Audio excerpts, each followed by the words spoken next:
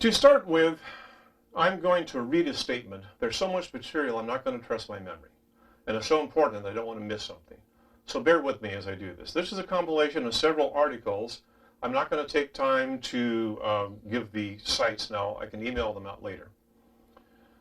Monsanto's website states there is no need for or value in testing the safety of GM foods in humans. This viewpoint is built on an understanding of genetics from the 1960s. It follows what's called the central dogma of genetics, which postulates a one-way chain of command between DNA and the cells DNA governs. The central dogma resembles the process of ordering a pizza. The DNA codes for the kind of pizza it wants and orders it. The RNA is the order slip, which communicates the specifics of that pizza to the cook. The finished and delivered pizza is analogous to the protein that DNA codes for. We've known for decades that the central dogma, though basically correct, is overly simplistic.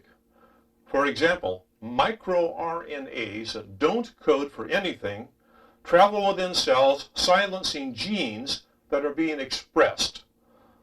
So while one piece of DNA is ordering a pizza, it could also be bombarding the pizzeria with RNA signals that can cancel the delivery of other pizzas ordered by other bits of DNA. Researchers have been using this phenomena to their advantage in the form of small engineered RNA strands that are virtually identical to microRNA in a technique called RNA interference or knockdown. These small bits of RNA are used to turn off or knock down certain genes.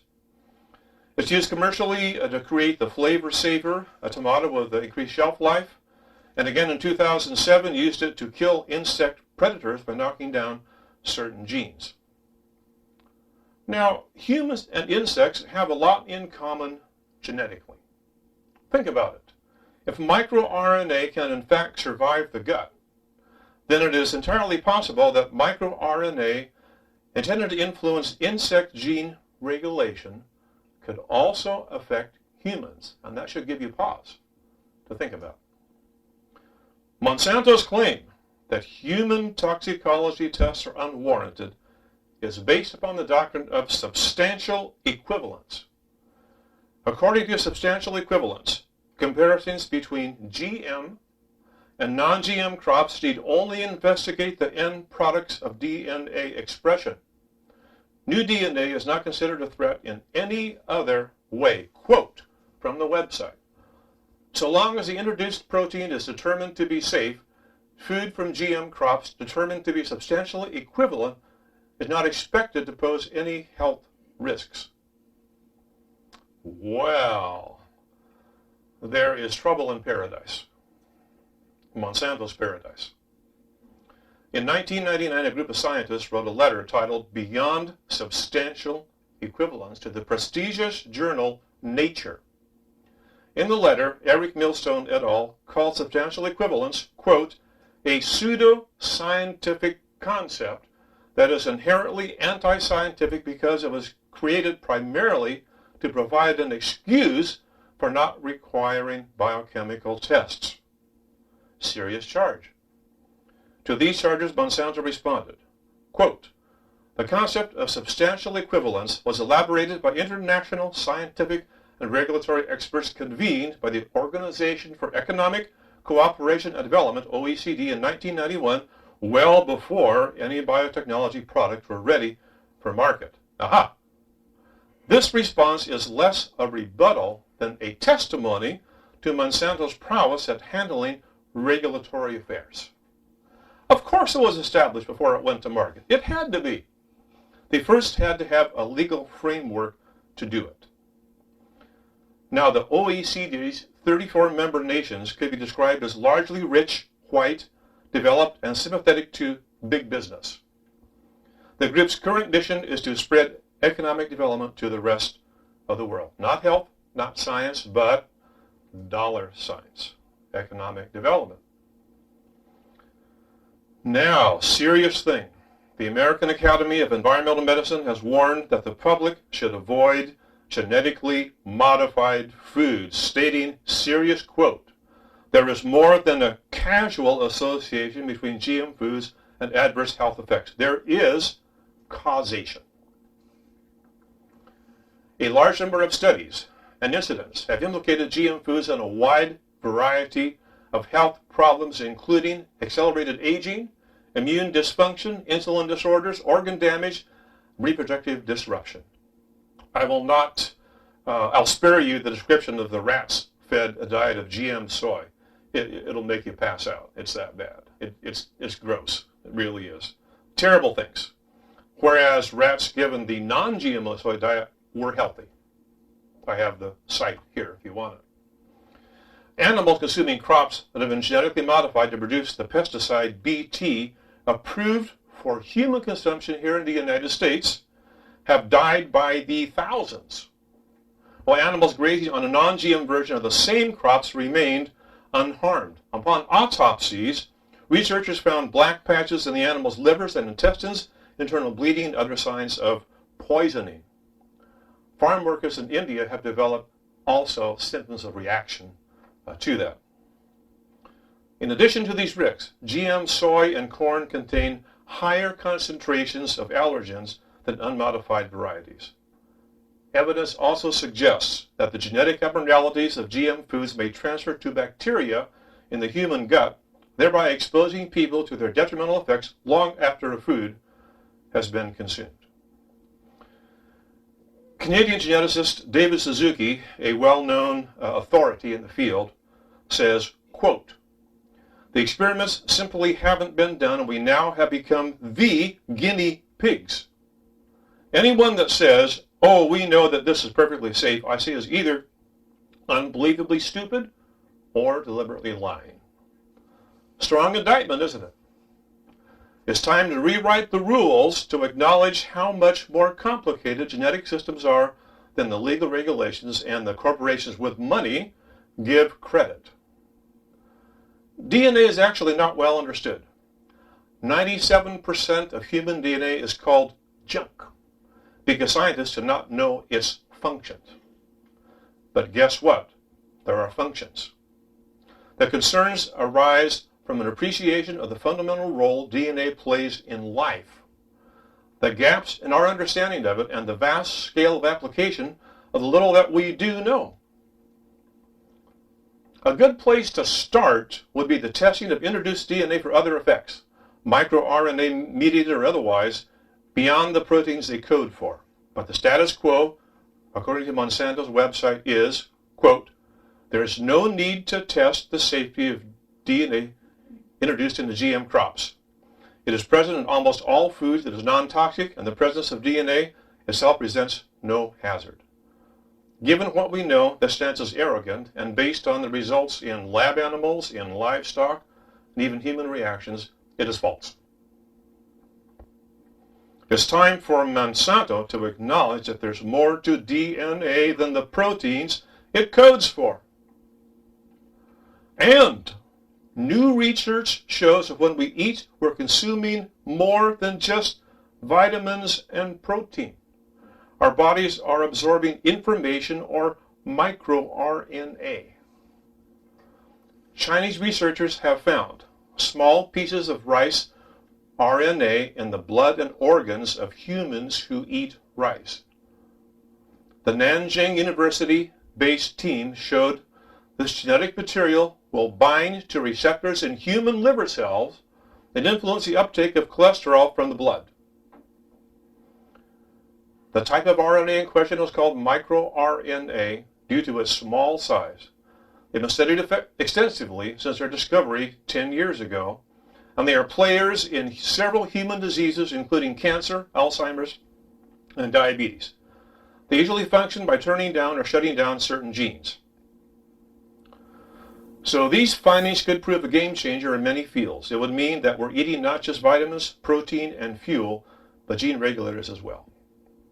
So here comes industry. They want to improve the financial bottom line. They say, okay, well, pick a gene and stick it somewhere in this whole chain somewhere. Well, somewhere in the 97%. Well, okay. So it's got to be okay because of the doctrine of substantial equivalence from the 1960s.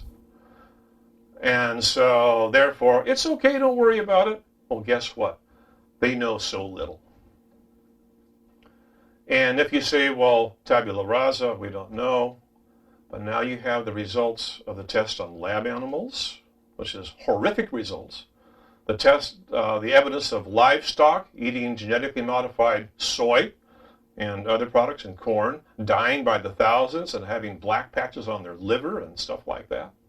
There's huge problems, folks.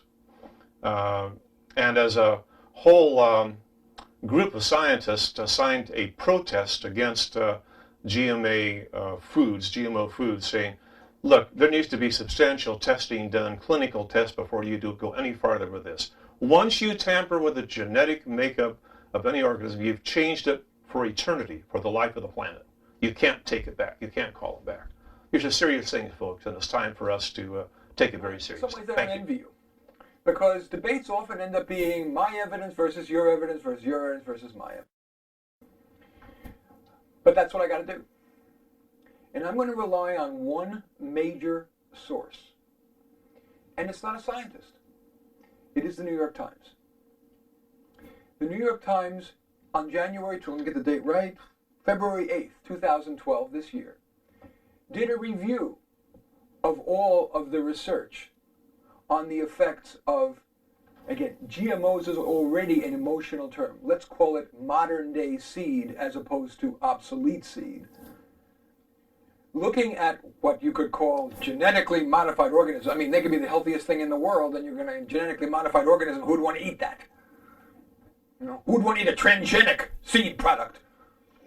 You know, it could be, remember that when Gregor Mendel put those two seeds, the pollen of two peas or whatever it was, he's genetically modifying, creating a genetically modified organism. What should count is the unbiased research data. And the New York Times conducted a thorough review this year of all of the science, not the science that is quoted by what is obviously an advocacy organization, the American Association of Environmental Medicine, but rather reviewed all of the literature on the effects of, you can call them GMOs, you can call them modern day seed, whatever you want to call it. And this is the quote. Despite the quote, sorry. Despite decades of dedicated research from anti-corporate university and leftist nonprofits, the New York Times reported, quote, no, and I'm emphasizing the word no known health risks are associated with eating transgenic foods, end quote. That isn't one group. Notice that in the 12-minute, very detailed opening statement, my worthy opponent cited only the American Association of Environmental Medicine. Notice the absence of discussing the National Institutes of Health that have a budget 50,000 times larger than the American Association of Environmental Medicine. Notice how my opponent did not mention even Physicians for Social Responsibility. Notice that my opponent didn't cite research from the American Medical Association or the New England Journal of Medicine or the Food and Drug Administration, even in the Obama administration, which is clearly very environmentally oriented.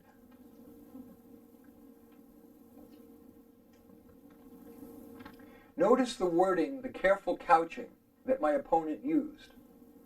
He said things like, it's entirely possible, that's a quote, that this causes cancer, da-da-da. Well, anything is possible. But there has been a concerted effort for 2 decades now to look at frankenfoods, another of those inflammatory terms designed to cut off intellectual debate and replace it with emotional reactions. 2 decades, every leftist organization, of course, is anti-corporate. Monsanto is a corporation, the big corporation. And so they have relentlessly, for decades, trying to find evidence of any human harm. And what do they mainly rely on? The real study that gets cited again and again? My opponent mentioned that in 1999, there was a study done on a block of corn, in which they found transgenic GMO frankenfood corn, in which some monarch butterflies died. That one study has been used again and again and again as the poster child for why GMOs are likely to be net negative and dangerous to humankind, and we should stop those genetically modified organisms because they're going to cause cancer and Alzheimer's and everything else. I'd like to read you a quote from the authors of that very study. We warn against jumping to conclusions about these very preliminary studies. Linda S. Rayner, co-author of the Nature study that was cited, said, quote, "The considerable media attention may be due to the monarchs themselves. The pretty butterflies have become a poster child." And this is one of the co-authors, Mark Sears. He told the CBC, that's the Canadian Broadcasting System, quote, "In actual field conditions, the risks associated with genetically modified food is minimal." He warned, and I'm continuing to quote, he warned against blowing the study out of proportion and called for further research. We looked so far at the negatives of, quote, genetically modified food, frankenfoods, transgenic foods, all those scary terms. But we need to, if we're going to be fair-minded, we need to look at the balance. And I need to make a personal admission to you. This really is not my issue. I'm a passionate guy by nature, so I can be talking about the weather and be passionate. When my friend Michael Edelstein said he needed a debate partner, I really didn't have, this was not my issue. But when I looked and did a review of the literature, I saw how many enormous benefits genetically modified foods, frankenfoods, etc., bring to humankind with 100% certitude. Not it could be maybe if there were further studies, if we had more decades of studies, maybe there'll be a problem. No, with 100% certitude. There is corn now that, thanks to modern day seed, has higher amounts of protein. So the billion people on the planet who are starving, who don't have enough food to eat, are able to stay alive. It is rather elite of us to say, oh, because of the precautionary principle, there might be someday, some way, somehow, there might be a danger, so that we shouldn't do it, we should stop, we should have a moratorium on it. A moratorium on modern day seed is a moratorium on the life expectancy of at least millions of, not billions, millions of humankind who desperately rely on higher protein corn, crops that have higher yields in arid areas, more drought-resistant food. And importantly, I was talking to a woman here who is a head of the campaign for, quote, for labeling, which of course would be labeling with an inaccurate inflammatory term. She is worried correctly about the increase in insects, in bugs that are resistant to pesticides. She's absolutely right. Just like we should be worried about taking too many antibiotics. Because if we take too many antibiotics, we create drug-resistant strains which could indeed kill us. Well, one of the core benefits of genetically modified foods, frankenfoods, transgenic foods, all those inflammatory labels is significantly less pesticide use. And the less pesticide use, with certainty, we can say that we are going to have fewer pesticide-resistant insects that could indeed destroy us. So when we look at the overall net benefits and the relative probability that those benefits will accrue versus the evidence of 2 decades of research by dedicated, passionate advocates or anti-corporates, anti-money. You heard our first speaker. You could see that at the core of this is a hating of corporations, hating of capitalism, hating of money, hating of profit. That has driven 2 decades of intense research to try to find a smoking gun that says that the liabilities of GMOs outweigh the advantages, and yet, in some, the New York Times, hardly a right-wing publication, the publication of record, having reviewed, not studied themselves, they don't study things, having reviewed all of the data from the left, from neutral sources, from the right, has concluded, I will repeat the quote again so I get it absolutely right, quote, no, newspapers are always good at qualifying, no known health risks are associated with eating transgenic foods. I'm not accustomed to debate. I'm accustomed to questions and answers, and I'm also accustomed to just giving presentations. So when I came here tonight, I had no idea what I was going to say. But thank you, Mr. Demko. You've given me a great deal to say now. The very first thing I want to say is there is no seed that is obsolete. A seed carries its... No seed is obsolete.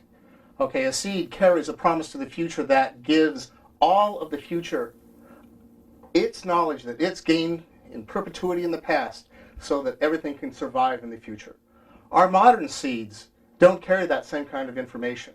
The information they get is information that someone thinks, if I stick this little Lego block in here, and because it does that in this organism, it'll do that here. And it doesn't work that way. Okay? So the modern seed is a little bit of a ruse. Also, I want to address genetically modifying and crossbreeding. They're not the same thing at all. There is no way that you can crossbreed a fish and a tomato. You can't crossbreed a spider and a goat. You can't do that anywhere except in a laboratory setting. And those are the things that we are looking at right now. As I mentioned the other day, we have a no brown apple. We have a no cry tomato. We have a whole bunch of things coming down the pipe that they're just basically unnecessary. Okay, my grandmother, as I stated, when she wanted her apples to not brown, she put a little lemon juice on them. She didn't have to spend $500 million in a laboratory and mess its genes around to stop it from browning. Okay, and without knowing the consequences of it. And I really love that you state that there are these studies and people have looked at those studies and those studies. I absolutely concede the point that the preponderance of evidence states that there's safety. The preponderance of evidence is because those studies come from universities who are paid by corporations. Okay, there's very little money out there, money being the operative word, for independent study. And you have to understand that people want to assert that science is conclusive. Science, we don't know what nutrition is. We don't know what to eat. There's people on all sides of it. We don't know if global warming is real or not. We don't know if fracking will hurt the environment or not. Now, we all have our opinions about that, and we have scientists on either side. So what we have to do is we have to use our common sense and understand that the questions you get the answers you get are directly related to the questions that you ask. If an industry comes to you and says, do a study on X, there's already a confirmational bias in that study because the industry is paying you to do that. Okay? Let's see, what else did you say here? Oh, you were talking about governmental organizations that say there's no risk. Well, the AMA, just a week and a half ago, came out and said that they do not support the labeling of genetically modified food. Now, while they said they don't support the labeling, they did contrarily say that further study needs to be done.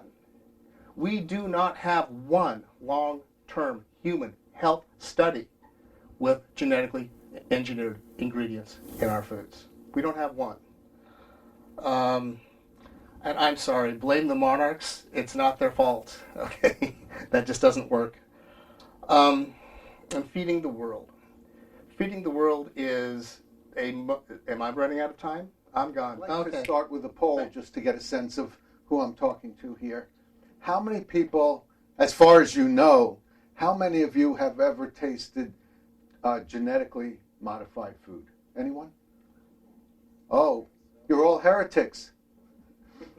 Either that or you know what I thought I was going to inform you of, and that is the definition of genetic modification is simply the insertion or deletion of a gene in a food. And that's been taking place throughout our history.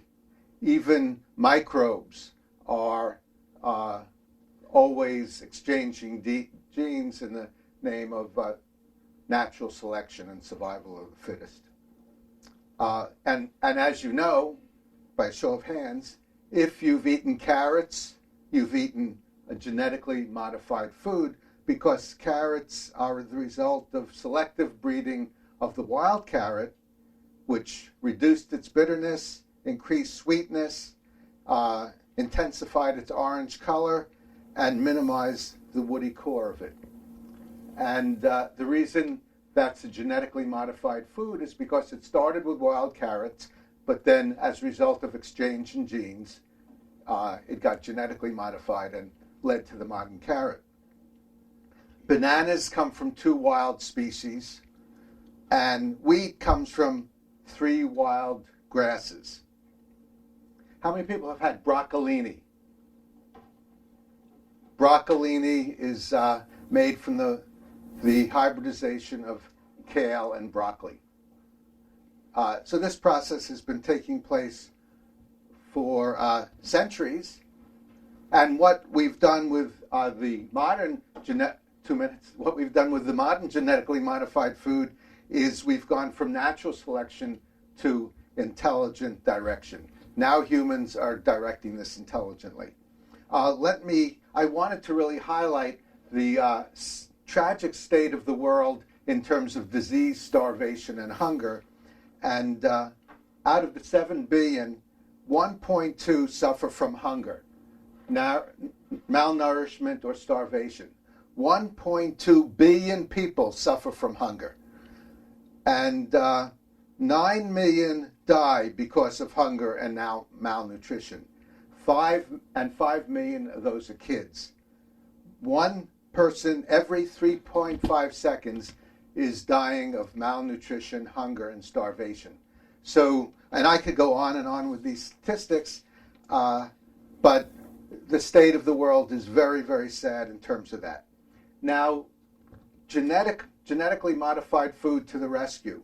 In Bangladesh, millions of people died in 1974 because of great floods, and their major staple, rice, can't exist submerged in water for more than 3 or 4 days. There's now a genetically modified rice that lasts submerged for about 2 weeks, and it's used the sub-1 gene, submerged 1 gene, is introduced into the rice, and now many, many, many more people can eat and not die of starvation as a result of the genetically modified food. In India, 1 million children die annually because of vitamin A deficiency. Now there's something called golden rice as a result of genetically modified rice, which is high in vitamin A, which addresses this problem. My esteemed colleague, Dr. Nemko, left me mystified. He said I talked about a butterfly study? I talked about no butterfly study in 19. I talked about lab tests on rats, which is after 1999, and the poor critters were dying. No evidence? Well, there's laboratory evidence. I talked about thousands of livestock fed GMO corn and soy dying and having horrific health effects. No evidence? New York Times as an authoritative scientific source? Yeah, right. Newspaper? Really? Well, yes, there's evidence. Lab animals, livestock. Now I'm going to get to the bottom line here. The bottom line is we're talking about labeling. Without labels, our public health agencies are powerless to trace problems of any kind back to their source. The potential for tragedy is staggering. Why do the corporations want that? Because it will silence them. No one can find out now. No one messes with their bottom line. You've got to have the label. If you have the label, then people can know, wait a second, statistics. With this label product, these people got sick. With these, it didn't. You've got to have labeling. That's the bottom line right here, folks. You can't silence the opposition, no matter how much money they bring to bear there.